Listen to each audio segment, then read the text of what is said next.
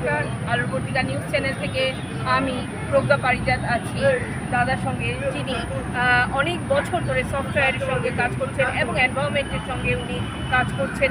ওনার কাছ থেকে আমরা আজকে এনভায়রনমেন্টাল ডে 5th জুন 2026 আমরা কিছু জেনে নেব। নমস্কার, রাজর্ষি বা ডক্টর রাজ রায় এবং সফটওয়্যারের সঙ্গে হার্ডওয়্যারও কাজ করি। সফটওয়্যার হার্ডওয়্যার আইটি ইন্ডাস্ট্রির সঙ্গে ওতপ্রোতভাবে যুক্ত বলতে গেলে আসলে ছাত্রাবস্থা থেকেই 90-এর দশকের গোড়া থেকে, আর কর্মসূত্রে যুক্ত প্রায় 28 বছর। ইউনাইটেড স্টেটসে বাস করছি গত 27-27.5 বছর। জন্মেছি এই রাজ্যেরই এই শহরের কলকাতার উত্তরে, নর্থ ক্যালকাটা আমার বাড়ি। সাধারণ নিম্নমধ্যবিত্ত পরিবারের মানুষ, বাবা মা দেশভাগের শিকার পরিবারের সন্তান। পরিবেশের কথা বলতে গেলে অনেক কথা বলতে হয় এবং অনর্গল বলে যেতে হয়, সময়কে মাথায় রেখে এবং আপনাদের ধৈর্যকেও মাথায় রেখে খুব সংক্ষেপে বলবো। দেখুন, আমি নিজে একজন বিজ্ঞান প্রযুক্তির মানুষ, কিন্তু আমি মনে করি যে কোনো বার্তা মানুষের কাছে দেওয়ার জন্যে আরও কয়েকটি বিষয় খুব জরুরি। একটি সাহিত্য আর একটি ইতিহাস। পরিবেশের কথা বলতে গেলে আমার সবার আগেই মনের মধ্যে একে একে যে বিখ্যাত সাহিত্য কীর্তিগুলো চলে আসে, আমি একের পর এক বলবো। রবীন্দ্রনাথ ঠাকুরের বলাই ছোট গল্পটি এক্ষুনি আমার মনে হচ্ছে যে এখনও যদি জানেন, যখন পড়ি যে কাকিমা আমি ফিরছি, আমার গাছটি কেমন আছে, গাছটি কেটে ফেলা হয়েছে, আমার চোখ দিয়ে জল, বা ধরুন রবি ঠাকুরের গান মরু বিজয়ের কেতন ওড়াও, অথবা আমি তোমারই মাটির কন্যা জননী বসুন্ধরা, এইগুলোর মধ্য দিয়ে প্রকৃতি পরিবেশের সঙ্গে আমাদের সম্পর্কটা যে কত নিবিড়, এবং নিবিড় শুধু 100 বছর, 200 বছর, 1000 বছর, 2000 বছর নয়, যুগ যুগ ধরে, সেটা রবি ঠাকুর এক অননুকরণীয় পদ্ধতিতে বলে গিয়েছে, তাই না? বন মহোৎসব চালু করা একের পর এক কাজের মধ্য দিয়ে তার প্রমাণ আছে। এছাড়া রবি ঠাকুরের গাছপালা বা প্রকৃতির সঙ্গে মানুষের সম্পর্ক, এসব তো রয়েছে। আমি আপনাকে আরেকটি অদ্ভুত কথা বলি, চট করে খুব বেশি জায়গায় পাবেন না। ওগো নদী আপন থেকে পাগলপাড়া গানটির মধ্যে কিন্তু আসলে ভালো করে দেখবেন, একটি গাছের যে বায়োকেমিক্যাল, বায়োলজিক্যাল যে ঘটনাগুলো ঘটছে সেগুলোকে বর্ণনা করেছেন। আমি সদা অচল থাকি, গভীর চলা গোপন রাখি, গাছের ভেতরের জাইলেম আর ফ্লোয়েম দিয়ে গাছ কী করে মাটি থেকে জল, খাদ্যরস নিচ্ছে, কি অসাধারণভাবে বলেছে। আমার চলা নবীন পাতায়, আমার চলা ফুলের। দেখুন, আমাদের শরীরে যেরকম শিরা ধমনীতে রক্ত বয়ে যাচ্ছে, গাছের জাইলেম আর ফ্লোয়েমের মধ্যে দিয়ে যে প্রয়োজনীয় ফ্লুইডগুলো বয়ে যাচ্ছে, কিন্তু সেগুলো আপনি দেখতে পারেন না। গাছের এই তো আশেপাশে এত গাছের শক্ত ছাল বাকলের মধ্যে দেখতে পাচ্ছেন, কিন্তু কীভাবে দেখতে পাচ্ছি? আমার চলা নবীন পাতায়, এই যে কচি সবুজ পাতা এসছে, আমার চলা ফুলের দোকানে সূর্যমুখী, মানে এর থেকে আরও সুস্পষ্টভাবে অথচ সহজ ভাষায় কী করে বলা যায়। তো সেই অনুপ্রেরণা নিয়ে আমি আজ এন এন্টারপ্রেনিউর আজ থেকে প্রায় 14 বছর আগে 2012-তে আমার চলা শুরু করি, এবং যে দুটি বিষয়ের উপরে আমি ফোকাস করি, সেই দুটি বিষয়ের অনুপ্রেরণা রবি ঠাকুর দিয়েছে। একটি হচ্ছে স্মার্ট এগ্রিকালচার, মানে অবশ্যই কৃষির সঙ্গে প্রকৃতি, প্রকৃতির সঙ্গে সবুজের সঙ্গে আমাদের জীবন ওতপ্রোতভাবে জড়িত। আর দ্বিতীয়টি হচ্ছে ডিজিটাল জ্ঞান। এর অনুপ্রেরণা কোথায় ছিল? অন্ন চাই, প্রাণ চাই, চাই মুক্ত বায়ু, চাই জল, চাই স্বাস্থ্য, আনন্দ উজ্জ্বল পরমায়, এবার ফিরে। তো এই রবি ঠাকুরের এই লেখা, এই পড়া, এই শিক্ষাগুলো দিয়ে একটু একটু একটু করে এগিয়েছি।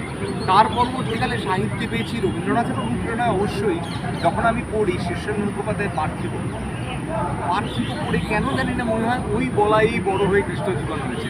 পার্থিবর কেন্দ্রীয় চরিত্রের নাম সম্ভবত কৃষ্ণ জীবন, আমার খুব ভুল না হয়েছে, তাই তো? মনে হয় না কি বলাই কৃষ্ণ জীবন এক সময়? আমার তাই মনে হয়েছে এটা। এবং এই ওগো নদী আপন থেকে পাগলপাড়ার বিশ্লেষণটা আপনি ভেবে দেখবেন, একদম ওই কথাটাই বলেছেন আর কি। এছাড়া আরও অনেক সবুজ নিয়ে কথাবার্তা ইত্যাদি তো রয়েছেই গুরুদেবের। আর প্রকৃতির মধ্যে যে মানে ম্যাজিক রিয়েলিজম দিয়ে কী করে আমাদের আশেপাশের প্রকৃতি, আপনি সেই বড় গল্পের মধ্যে দেখবেন দিদিকে বলছে, তারপরে আমাদের পুকুরের উত্তর পশ্চিম কোণের আশাওড়া গাছের থেকে ঝাঁকে ঝাঁকে ঝিঝি পোকা এসে তোমাকে চাদর ধরে একদম টেনে নিয়ে চলে যাবে সেই তীরপূর্ণের ঘাটে, যেখানে মা গঙ্গার বাহন মকর সুর উঁচিয়ে তোমাকে বলবে। দেখুন বর্ণনাগুলো দেখুন, পথে জোনাকির দল হ্যাচাক লাইট নিয়ে রয়েছে, পথে শিয়াল ডাকছে। এই যে বর্ণনা, পুকুর, আশাওড়া গাছ, ঝিঝি পোকা, জোনাকি, শিয়াল, কুমির, জল, এটাতে মনে হয় না যে আমার আশেপাশের প্রকৃতির সঙ্গে আমি যুক্ত, যেটার অমোঘ বাণী রয়েছে, অসীমকালের যে হিল্লোলে জোয়ার ভাটায় জীবন দোলে, নারী তেমর রক্তধারায় লেগেছে তার গান, বিস্ময় গাই জাগে আমার। ঘাসে ঘাসে পা ফেলেছি, ভোরের পথে যেতে, ফুলের গন্ধে চমক লেগে উঠেছে মন মেতে, ছড়িয়ে আছে আনন্দ। ভেবে দেখুন, এই শিক্ষাগুলো নিয়ে আমরা বড় হয়েছি না? ঠিক তাই প্রতিদিন প্রতি মুহূর্তে আমি নিজেকে ধন্যবাদ দিই, জানেন, আমি সেই ভাষায় কথা বলতে, আলোচনা করতে, লিখতে, পড়তে, হাসতে, ভাবতে পারছি, যে ভাষায় লিখতে পারছি। আর প্রতিটি ছোট্ট ছোট্ট রয়েছে প্রকৃতির কথা, প্রকৃতির সঙ্গে সম্পর্কের কথা, সেটাকে আমি শুধু পড়ে রেখে দিয়েছি তা না, আমি কাজে লাগিয়েছি। সাস্টেনেবিলিটি ব্যাপারটা আমি ভীষণভাবে কর্মসূত্রে প্রতিদিনের প্রতি মুহূর্তে জীবনের সঙ্গে জড়িয়েছি। আমরা স্মার্ট এগ্রিকালচারে কাজ করি, স্মার্ট অ্যান্ড সাস্টেনেবল এগ্রিকালচার। আমাদেরটা প্রোডাক্ট হচ্ছে exactly climate smart and precision agriculture. মানে কৃষির ক্ষেত্রে না স্মার্টনেস এবং সাস্টেনেবিলিটি এবং প্রিসিশনটা খুব জরুরি। মানে কীরকম, অত্যধিক পরিমাণে সার অথবা কীটনাশক প্রয়োগ করে মাটিকে নষ্ট করা যাবে না। খাদ্য বিষক্রিয়ার ফলে আমাদের এমন কঠিন কঠিন অসুখ হবে ভাবাই যায় না, কারণ বেশিরভাগ অসুখ আজকাল হয় মেনলি দুটো, একটা হচ্ছে জেনেটিক, একটা খাবার। তারপরে ধরুন আপনার ক্রপ সাইক্লিং, তারপরে ধরুন আপনার সাস্টেইনেবল এগ্রিকালচার, তারপরে ধরুন অর্গানিক অ্যান্ড ন্যাচারাল ভেজিটেবল। এই বিষয়গুলোর উপরে ফোকাস করি আমাদের কোম্পানি সিস্টেম অফ সিলিকনের প্রোডাক্ট অ্যাগ্রোটিকের মধ্যে দিয়ে। এই মুহূর্তে ভারতের 9টি রাজ্য, পৃথিবীর বেশ কয়েকটি দেশ আমার সঙ্গে কাজ করছে। কেনিয়া দেশের কয়েকটি গ্রামে আমাদের প্রোডাক্টকে প্রয়োগ করে তাদের মুখে হাসি আনতে পেরেছি, এটাতে আমি ভীষণ আনন্দ অনুভব করি। আর দ্বিতীয়টা আমাদের যে হেলথ কেয়ারের প্রোডাক্ট, তার মধ্যে আমরা এই মুহূর্তে 3টি প্রোডাক্টেই কাজ করছি। একটি হচ্ছে তনয়া, আপনি একজন নারী হিসাবে আপনার ভালো লাগবে। প্রোডাক্টের মূল বক্তব্য হচ্ছে smart app for gynaecology. Gynaecology ভারতবর্ষের প্রথম প্ল্যাটফর্ম তৈরি করছি আমরা। প্রোডাক্টের নাম তনয়া, ট্যাগলাইন হচ্ছে ইংরাজিতে কেয়ারিং ফর ডটার্স, বাংলায় আপনার ভালো লাগবে কিনা আপনি বলবেন কন্যা রত্ন আমাদের যত্ন, এটা আমাদের দেওয়া নাম।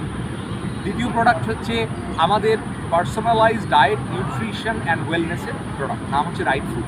কারণ বললাম যে বেশিরভাগ রোগ আসে হয় জিন থেকে অথবা খাবার থেকে। তো কী খাচ্ছি, কেন খাচ্ছি, কতটা খাচ্ছি, কখন খাচ্ছি, কীভাবে খাচ্ছি, কোত্থেকে পাচ্ছি খাবারের, এই 6টা প্রশ্নের উত্তর দেওয়ার জন্যে আপনার দরকার রাইট ফুড।